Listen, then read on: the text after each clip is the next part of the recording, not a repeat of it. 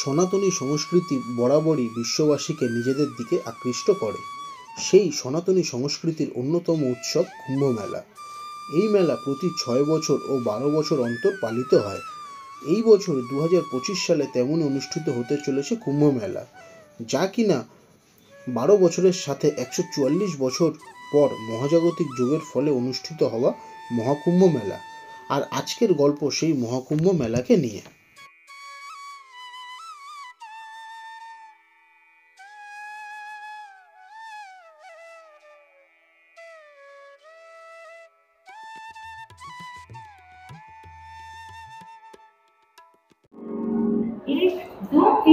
Good evening, SM travel blog চ্যানেলের আরও একটা নতুন ভিডিওতে সবাইকে স্বাগত জানাচ্ছি।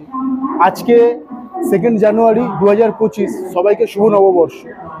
ঘড়িতে সময় 7:30। আমরা রয়েছি হাওড়া স্টেশনে, যাচ্ছি আসন্ন কুম্ভ মেলা দেখতে। কিছুদিন আগেই গঙ্গাসাগর ঘুরে এসেছি, সেই ভিডিও শেয়ার করেছি। আর আজকে 2 তারিখ যাচ্ছি কুম্ভ মেলার জন্য। কোনো ট্রেনের টিকিট পাইনি, তাই যাচ্ছি হাওড়া থেকে টুনলা 03021 কুম্ভ স্পেশাল এক্সপ্রেসে। এই ট্রেনে করেই আমরা যাব প্রয়াগরাজ পর্যন্ত এবং তারপরে ঘুরে দেখব কুম্ভ মেলার যাবতীয় প্রস্তুতি এবং তোমাদের সাথে শেয়ার করে নেব আমাদের সেই অভিজ্ঞতা, যাতে তোমরাও ভালোভাবে কুম্ভ মেলা দর্শন করে আসতে পারো। ট্রেন দাঁড়িয়ে আছে 5 নম্বর প্ল্যাটফর্মের পেছনে, এই ট্রেনটাই দাঁড়িয়ে রয়েছে। এই ট্রেনে করেই দাঁড়িয়ে আছে 8 নম্বর প্ল্যাটফর্মে, 5 নম্বর না 8 নম্বর প্ল্যাটফর্মে। এই ট্রেনে করেই আমরা যাচ্ছি এখান থেকে প্রয়াগরাজ।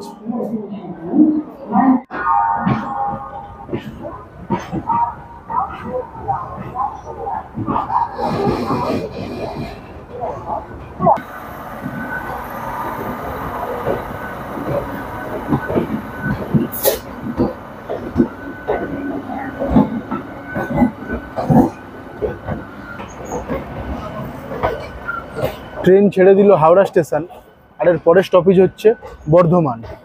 আর এই ট্রেনের ব্যাপারে বলতে গেলে আমরা কিন্তু কোনো নর্মাল ট্রেন পাইনি, এত রাশ থাকে। আর এই স্পেশাল ট্রেনে আমরা টিকিট কেটেছি। এই ট্রেনের নাম্বার 03021, হাওড়া থেকে টুনলা জাংশন কুম্ভ মেলা স্পেশাল। এই ট্রেনেই আমরা যাব প্রয়াগরাজ পর্যন্ত। আর এই ট্রেনটি কিন্তু স্পেশাল ট্রেন, 10-12 দিনই চলবে। আর তাছাড়াও ডেলি যে ট্রেনগুলো চলে হাওড়া থেকে প্রয়াগরাজের মধ্যে, তার মধ্যে কিছু ভালো ট্রেন হচ্ছে রাজধানী এক্সপ্রেস আছে, মুম্বাই মেল আছে, বিভূতি এক্সপ্রেস আছে, আর রয়েছে নেতাজি এক্সপ্রেস। তার ডিটেলস টাইমিং আমি স্ক্রিনে দিয়ে দেবো। তাছাড়াও এই ট্রেনের কি ফেয়ার পড়ছে তারও ডিটেলস আমি স্ক্রিনে দিয়ে দিচ্ছি।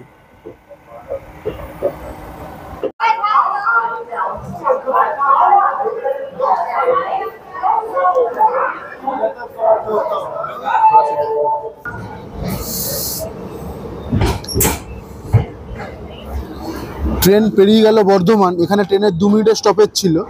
আর এরপরে হচ্ছে দুর্গাপুর। রাতে আর এমন কিছু দেখানোর নেই, দেখা হচ্ছে কালকে সকালে।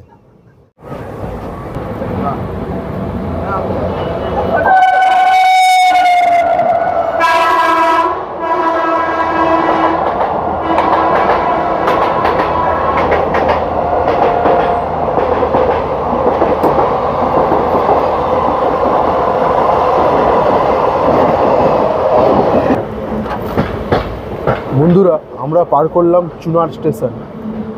এখানে কোনো অফিসিয়াল স্টপেজ ছিল না, কিন্তু ট্রেন মিনিট খানেকের জন্য দাঁড়িয়েছিল সিগন্যালের জন্য। এরপরের অফিসিয়াল স্টপেজ হচ্ছে মির্জাপুর। ট্রেন তার সময়ের থেকে প্রায় 1 ঘন্টা লেট আছে। আর মির্জাপুরের পরেই হচ্ছে প্রয়াগরাজ জংশন। ট্রেন মোটামুটি ভালোই চলেছে, ঘন্টাখানেক মতো লেট রয়েছে। আর খুব কুয়াশা, দারুণ ঠান্ডা।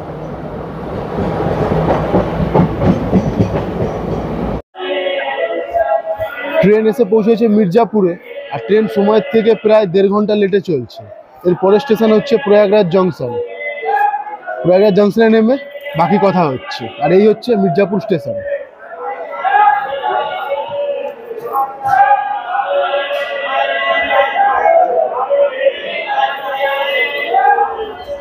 ঘড়িতে সময় সকাল 11:30। নামলাম প্রয়াগরাজ জংশন। এবার এখান থেকে যাব 1 নম্বর প্ল্যাটফর্ম হয়ে বাইরের দিকে। তারপর সেখান থেকে গাড়ি ধরে যাব হোটেল।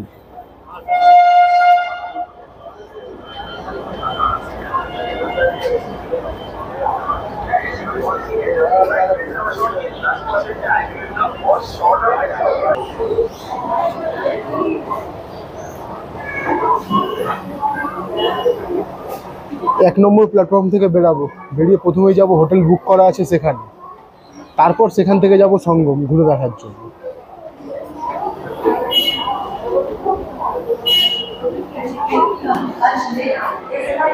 আর এই হচ্ছে প্রয়াগরাজ জংশন স্টেশন। ট্রেন থেকে নেমে 1 নম্বর প্ল্যাটফর্ম থেকে বাইরে বেরিয়ে এসেছি, আর এখানে এরকম বোট করা আছে দিব্য কুম্ভ, ভব্য কুম্ভ।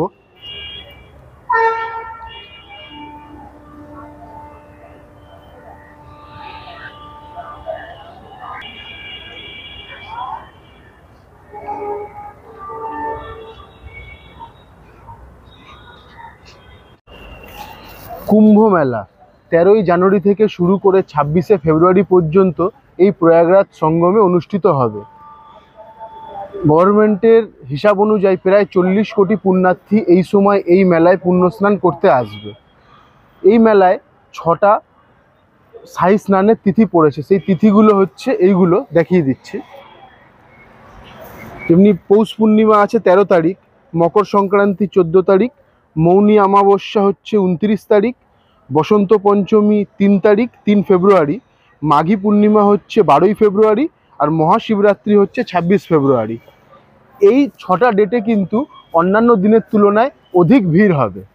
তাই তোমরা যারা কুম্ভ মেলায় আসছো চেষ্টা করো এই ডেটগুলোতে একটু অ্যাভয়েড করে আসতে, কিন্তু যারা এই ডেটেই স্নান করতে চাও তারা কিন্তু আরও পর্যাপ্তভাবে সিকিউরিটির ব্যবস্থা করেই আছে, কারণ এই সময় এখানে প্রচুর ভিড় হবে।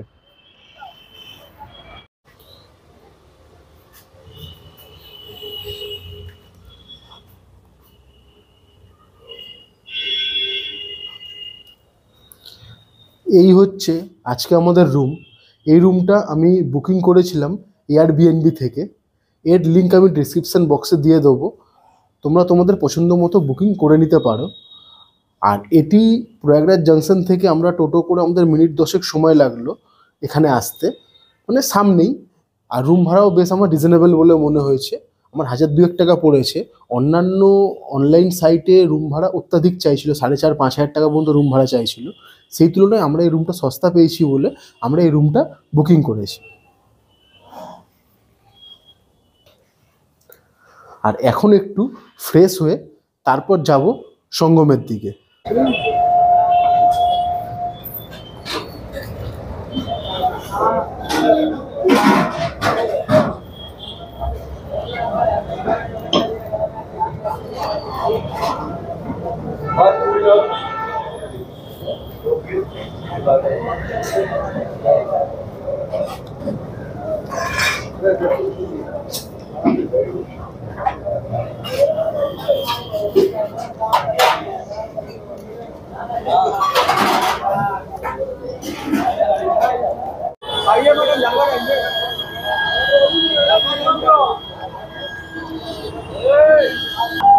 আমরা স্টেশনের 4 নম্বর গেট থেকে বেরিয়েছিলাম, আর বেরালে সামনে এরকম প্রচুর টোটো রয়েছে, এখান থেকেই তোমরা সঙ্গমে যাওয়ার জন্য গাড়ি পেয়ে যাবে।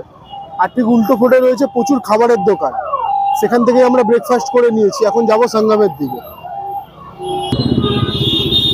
স্টেশনের বাইরে থেকে এরকম একটা টোটো ধরেছি, যাচ্ছি চুঙ্গি মোড় পর্যন্ত। এখন মেলা যত সামনে আসছে তত কম গাড়িকে মেলা গ্রাউন্ডে ঢুকতে দিচ্ছে, তাই এখান দিয়ে বললো কি চুঙ্গি থেকে অন্য গাড়ি পাওয়া যাবে একদম সঙ্গম পর্যন্ত যাওয়ার জন্য। আমরা যাচ্ছি চুঙ্গি পর্যন্ত, ভাড়া পড়ছে 20 টাকা পার পার্সন।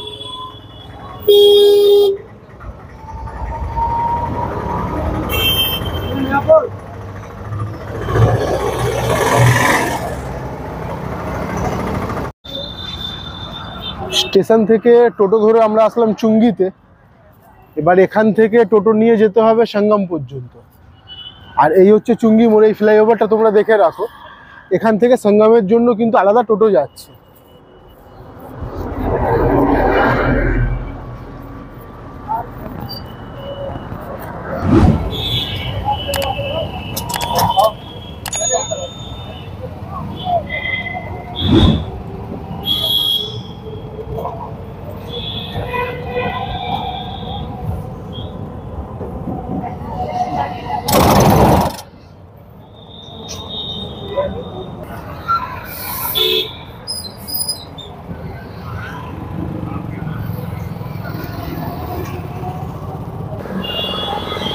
টোটো আমাদের নামিয়ে দিল সঙ্গম এলাকায়।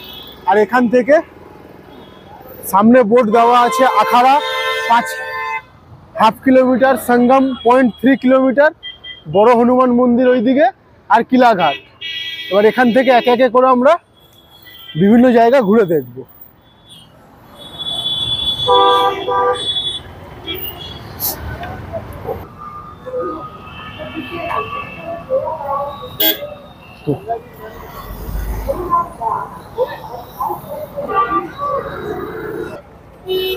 মেলার কারণে এই প্রয়াগরাজের এলাকাকে বিভিন্ন সেক্টরে ভাগ করা হয়েছে। যেমন এটি হচ্ছে সেক্টর 4, আর এর ভেতরেই রয়েছে সেক্টর 4-এর অফিস এবং পুরো টেন্ট। আমরা এই রাস্তা ধরেই এগিয়ে যাচ্ছি সঙ্গমের দিকে। প্রায় 1 কিলোমিটার রাস্তা, 1 কিলোমিটার মতো রাস্তা যেখান থেকে আমাদের নামিয়ে দিল, সেখান থেকে আমরা হেঁটে যাচ্ছি একদম সঙ্গমের দিকে। এখনো তো গাড়ি চলছে, কিন্তু আমরা হেঁটেই যাচ্ছি। আর মেলা কিন্তু এখন থেকেই বেশ জমজমাট। মহিলা সুরক্ষাদের জন্য আলাদা করে কিন্তু থানাও তৈরি হয়েছে এই মেলা চত্বরে।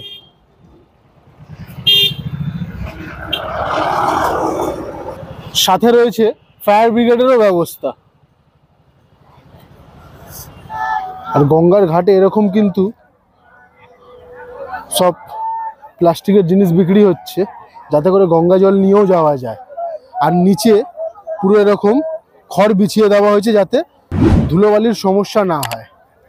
প্রচুর নৌকা, আমরা আপাতত নৌকা করে যাচ্ছি না। আর ঠিক এখান থেকে উঠে ওই যে ঘরগুলো দেখা যাচ্ছে, ওগুলো সব চেঞ্জিং রুম।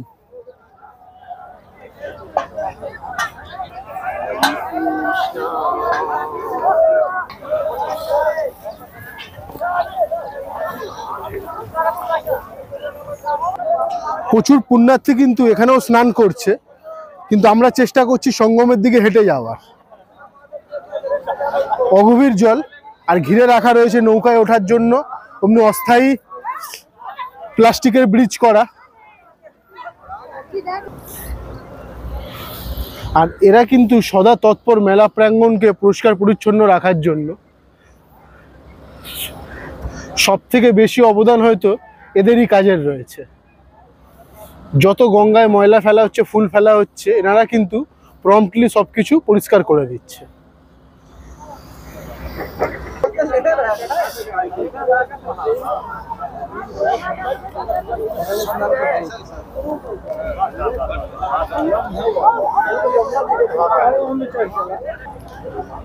এই হচ্ছে প্রধান সঙ্গম।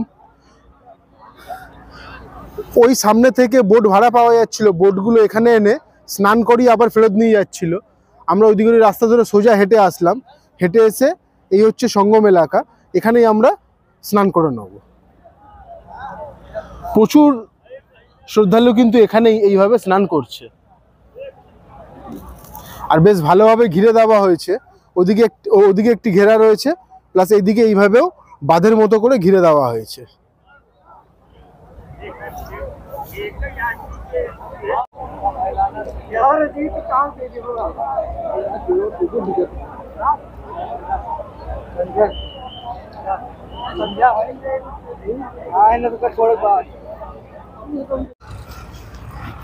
আমাদের সঙ্গমে স্নান করা কমপ্লিট। আমরা সঙ্গমে স্নান করে আসলাম।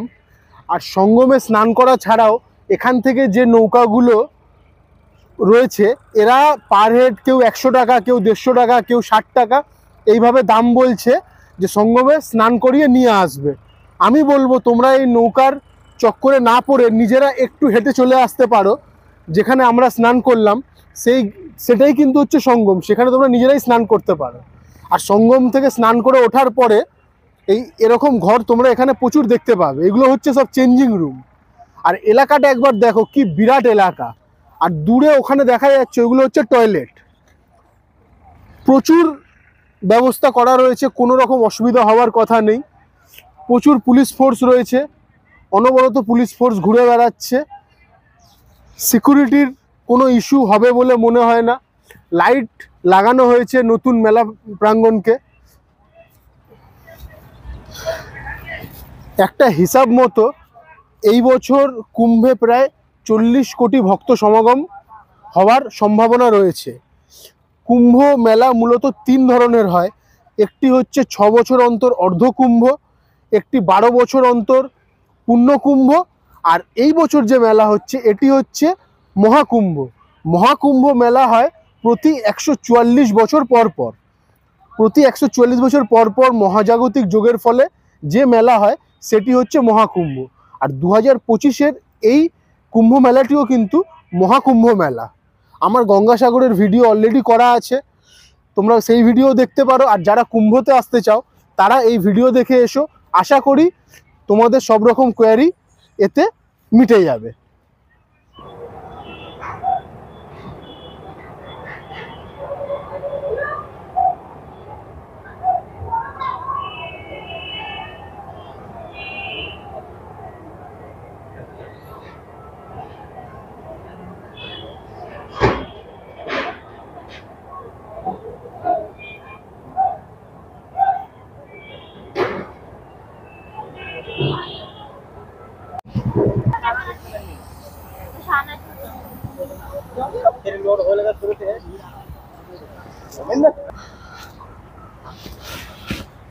নদীর ওপরে এরকম প্রচুর অস্থায়ী ব্রিজ নির্মাণ হয়েছে, ভাসমান ব্রিজ, যেগুলো নির্মাণ করা হয়েছে মূলত এইগুলোর সাহায্যে। এগুলোকে বলা হয় পাল্টুন বলা হয়।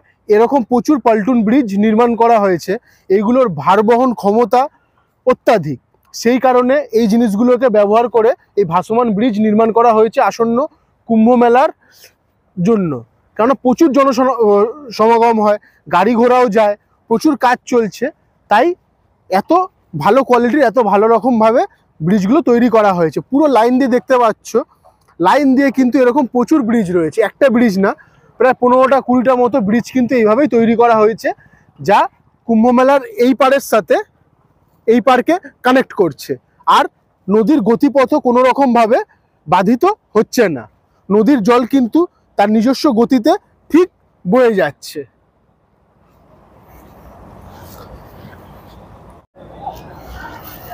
এখানে দেখো এইভাবে ঘাট বানানো হয়েছে, বালির বস্তা ফেলে ফেলে এইভাবে ঘাট বানানো হয়েছে। আর প্রচুর মানুষ কিন্তু এখানেও পুণ্য স্নান করছে। আর নৌকাগুলো ঠিক এখানে এইভাবে দাঁড়িয়ে রয়েছে। আমরা এখান থেকে নৌকা ধরিনি, নৌকা কেউ বলছে 100 টাকা, কেউ 150 টাকা, কেউ 50 টাকা, বলছে সঙ্গমে নিয়ে গিয়ে স্নান করিয়ে নিয়ে আসবে। আমরা সোজা এই রাস্তাতে চলে গেছিলাম, ওই যে সঙ্গম ওখানে, ওই জায়গাটা, ওখানে আমরা স্নান করে এসেছি। কিন্তু মেলা শুরু হলে তখন সবার পক্ষে তো আর সঙ্গমে গিয়ে স্নান করা সম্ভব হবে না, তখন সেই কারণে এখানেও এইভাবে ঘাট নির্মাণ করা হয়েছে, কারণ কোটি কোটি ভক্ত সমাগম হবে, সেই জন্য এখানেও এইভাবে। আর পুরো বাঁধানো রয়েছে, এর পরে যাওয়া সম্ভব না, নৌকা ঘাট হয়ে যাচ্ছে এখানে এবং ওখানে, এইভাবে বিভিন্নভাবে পুণ্যস্নান চলবে। আর একটা কথা বলে দিই, এই নৌকাগুলো যে রয়েছে এটি হচ্ছে যমুনা নদী। আর যেখানে পল্টুন ব্রিজ দেখিয়ে আসলাম ওই দিকটা, মানে এখান থেকে চলে গেলে ওই ফুটটা, ওখানে হচ্ছে মা গঙ্গা। আর গুপ্ত রূপে রয়েছে মা সরস্বতী নদী। তিনটে মিলিয়ে কিন্তু এখানে কুম্ভ স্নান।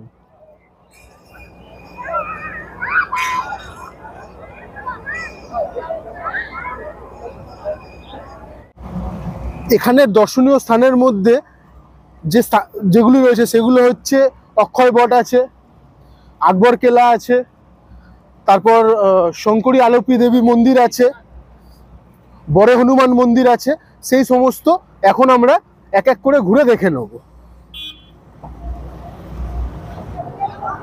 কুম্ভ মেলায় স্নান করার পরে এখন আমরা এসছি বিভিন্ন জায়গা ঘুরে দেখার জন্য। প্রথমেই আমরা এসছি এই অক্ষয় বট। আর এটি যেটা তোমরা দেখছো এটা হচ্ছে আকবর কেল্লা। আর এখান থেকে আমরা প্রথমেই যাব অক্ষয় বট দেখার জন্য।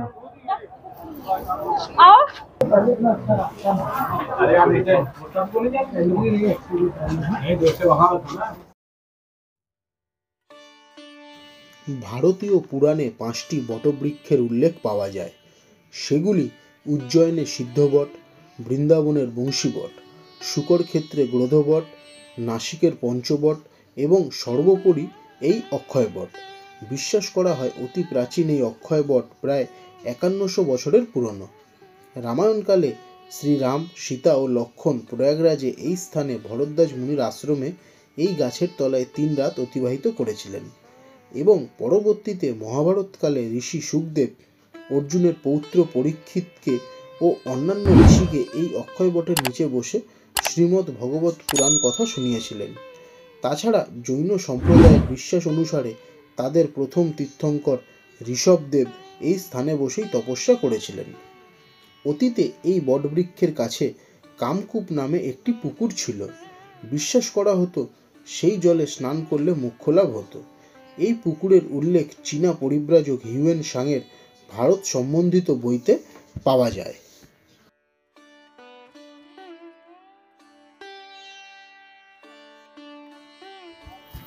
অক্ষয়বট দর্শন করার পরে আমরা যাচ্ছি আকবর কেল্লাতেই রয়েছে পাতালপুরী মন্দির, সেই পাতালপুরী মন্দির দর্শনের জন্য। আর এই হচ্ছে সেই পাতালপুরী মন্দির। সমুদ্র মন্থনের চিত্র ফুটিয়ে তোলা হয়েছে, যেখান থেকে কুম্ভ মেলার সৃষ্টি।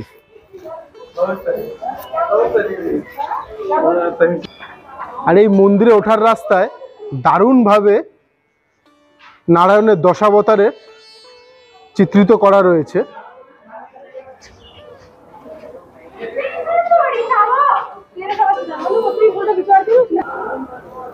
আর এই হচ্ছে পাতালপুরী মন্দির।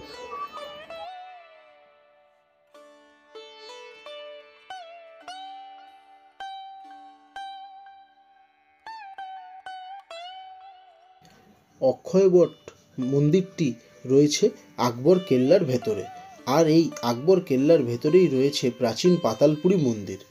এই মন্দিরে দর্শন করার জন্য সিঁড়ি দিয়ে বেশ কিছুটা নিচে নেমে আসতে হয়। এই মন্দিরের ভেতরে প্রায় 40টি দেবদেবীর বিগ্রহ রয়েছে, যা এই মন্দিরের শোভা কয়েক গুণ বাড়িয়ে দেয়।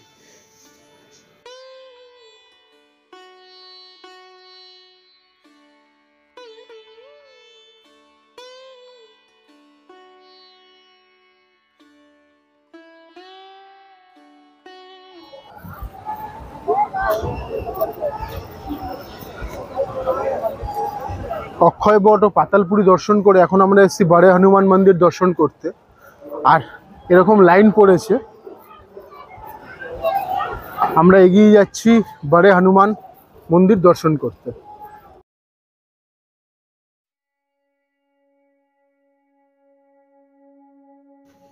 সঙ্গমের পাশেই অবস্থিত বড় হনুমান মন্দির বা লেটে হুয়ে হনুমান মন্দির, যা অত্যন্ত একটি গুরুত্বপূর্ণ মন্দির এই সঙ্গম এলাকার। এই মন্দিরের পৌরাণিক মত অনুসারে লঙ্কা বিজয় করে আসার সময় হনুমানজি ক্লান্ত বোধ করেন। সেই কথা মাথায় সীতা জানার পরে হনুমানজিকে এই স্থানে বিশ্রাম নেওয়ার নির্দেশ দেন। মাতা সীতার কথা মতো বজরংবলী হনুমান এই স্থানে বিশ্রাম গ্রহণ করে। সেই কথাকে মাথায় রেখে এই স্থানে তৈরি হয়েছে লেটে হুয়ে হনুমানজি মন্দির।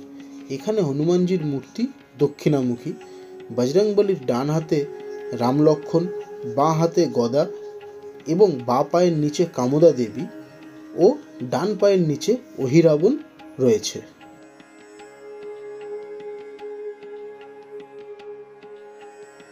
খুব ভালোভাবে দর্শন করলাম বারে হনুমানজি মন্দিরে। এরপরে আমরা যাব শঙ্করাচার্য মণ্ডপমের দিকে। দারুণ দর্শন হয়েছে।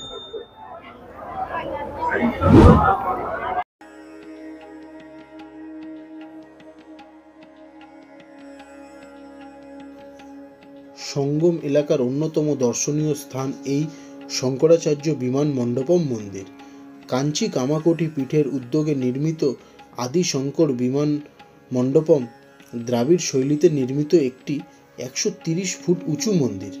আদি শঙ্করাচার্যের ভক্তবৃন্দ দ্বারা 1986 সালে তৈরি করা হয় এই মন্দির।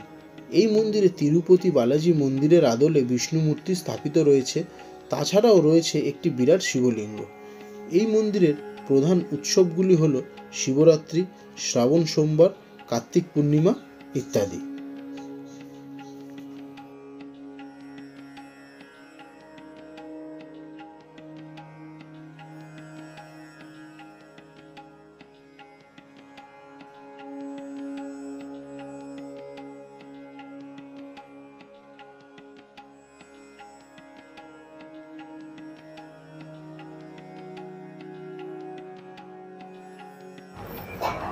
আমরা আজকে সকালেই এসে পৌঁছেছিলাম প্রয়াগরাজে।